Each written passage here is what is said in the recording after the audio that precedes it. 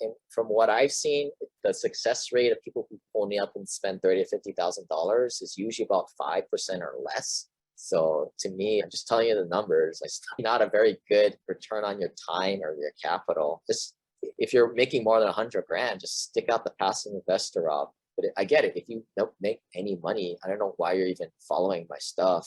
This might be the best ticket out of poverty, I guess, if you make less than $50,000. This is a story about a dude named Lane. Then one day he went and tried to rent them out, and then he became one of the best domain. Question, do you do a GP course or just for LPs? I do not do general partnership stuff. I think that stuff is a big scam. All these guys teaching people how to do syndication deals and buy apartments. First of all, if you don't have rental property experience, don't do it. Sure, you can just raise $1 gazillion of your friends and families and fools to do it. A lot of these guys, they just want to take a lot of these courses and programs. You buy the course, but it leads into the stupid program after that costs like $30,000 to $50,000 a year. Granted, you have to be able to have somebody on your partnership team to make the deal happen. This is why I do think that if you really want to go down this road, just know that you have to be around the deals, number one. Number two, you need the general part, the loan guarantors, people to sign on the debt for you. And you need to have the net worth to qualify for the debt, number one. And if you're going after Fannie Mae, Freddie Mac, you already need to have somebody with the Fannie Mae, Freddie Mac experience. So that's always been an unfortunate chicken and egg thing where it's really hard to crack into this business.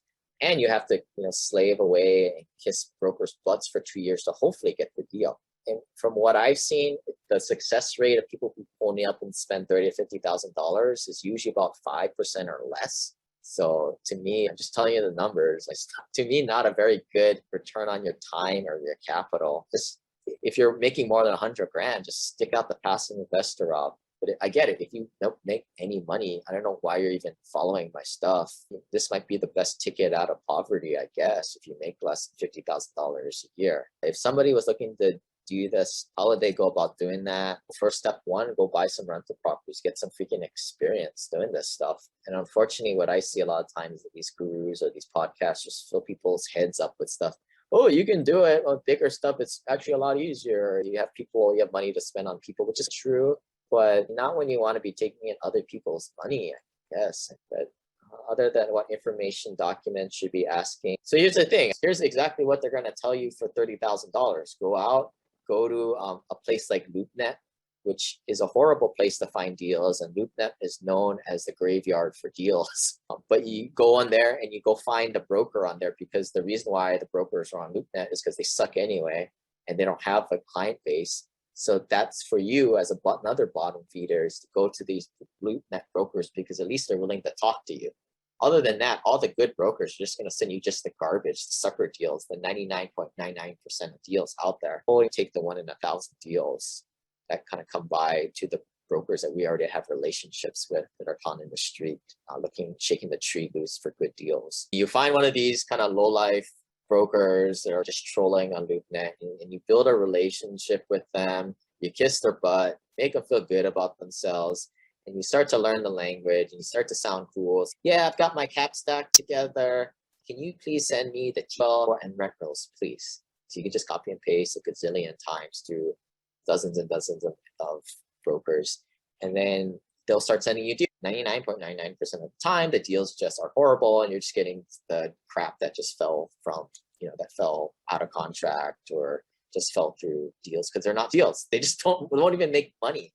A lot of times you need to learn how to underwrite them. That's really not that difficult. And I think that's where a lot of these groups will teach people how to do that. And I think that's where I got started. I got to analyze a lot of deals so I could really figure out what was a good deal and what was not a good deal. And that's how I realized 99.99% of the deals from these guys are just garbage. But then now you want to give the broker some feedback so they know that you're just not some jabroni. Or maybe they want to find that. They want to find people who are just the unsophisticated, seemingly sophisticated investors that kind of come through.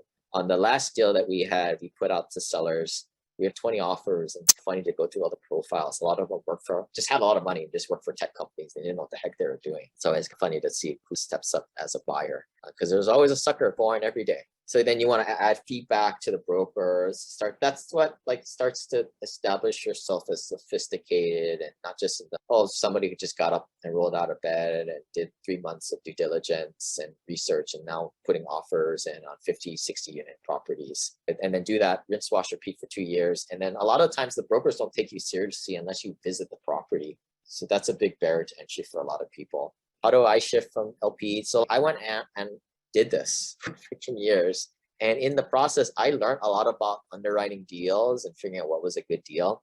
And then I realized, like, at the time, I was pretty much accredited investor status. And I was like, I think in my late 20s, maybe early 30s.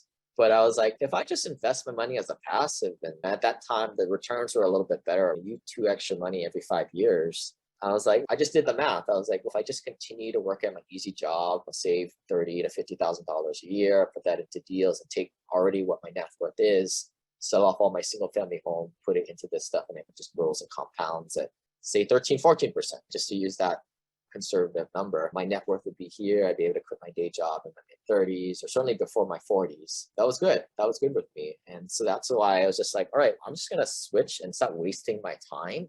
Because at the time I was living in Seattle too, and I wasn't able to go and visit deals every other week like how you should if you really want to expect to get the deal.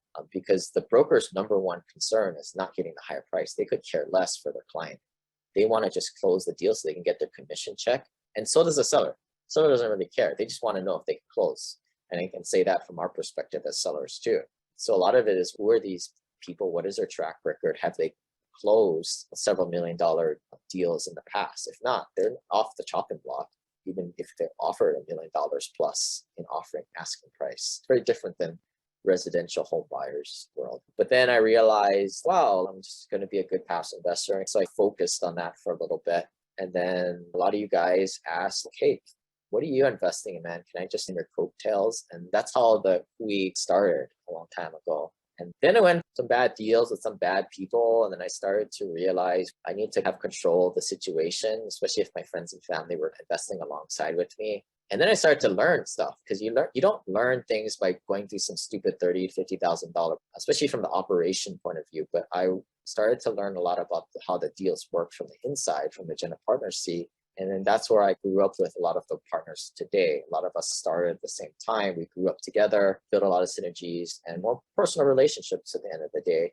And this is what you're seeing, the maturation process of the we today. This is how we always keep things more as an inner circle and to do bigger deals. And that's where we're at today. I'm sure things will evolve in the future, like I said, but that is how I made the shift from LP to GP. So all this wouldn't have been possible if I didn't do this silly podcast back in 2016, which people liked apparently, and they just somehow trust me. I honestly don't know. And I am very appreciative from all you guys that kind of just jump into deals. A lot of, especially the last couple of years with the whole pandemic, we haven't had to shake hands, meet people in the flesh. They're passive investors.